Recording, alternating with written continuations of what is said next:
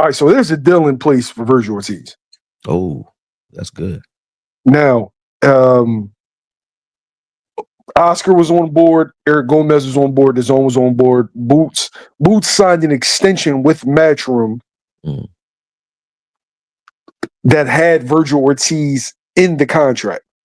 Like that is a stipulation in his contract that he must fight Vergil Ortiz when the fight is presented for the terms that Golden Boy and Eddie Hearn had negotiated.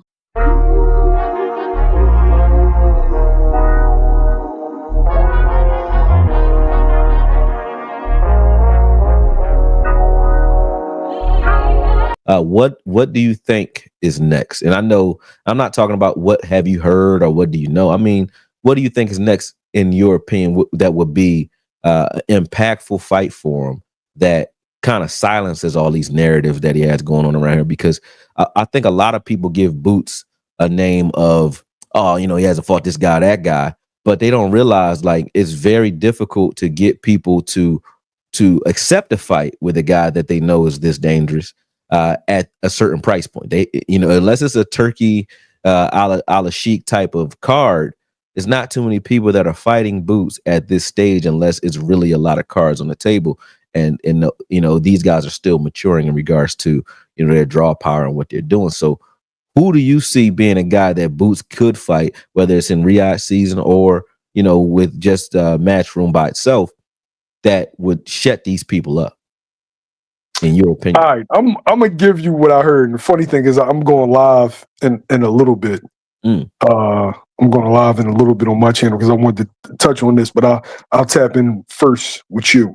All right, so there's a deal in place for Vergil Ortiz. Oh, that's good. Now, Oscar was on board. Eric Gomez was on board. The Zone was on board. Boots signed an extension with Matchroom that had Vergil Ortiz in the contract. Like that is a stipulation in his contract that he must fight Vergil Ortiz when the fight is presented for the terms that Golden Boy and Eddie Hearn had negotiated. It was Vergil Ortiz and his manager that pushed back on it. Like, how are y'all negotiating the fight without me and da-da-da? But the whole time it was your promoter. Right. So they kind of went 0 dark 30 on it until I think today or yesterday.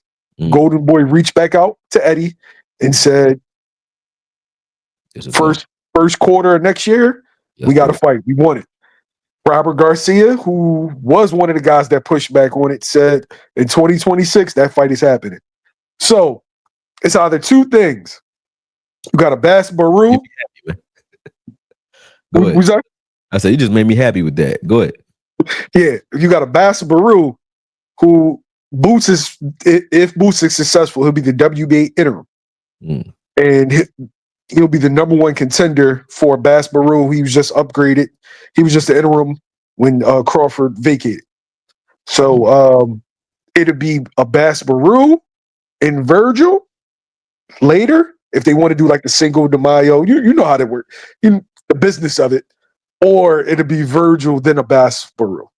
Got you.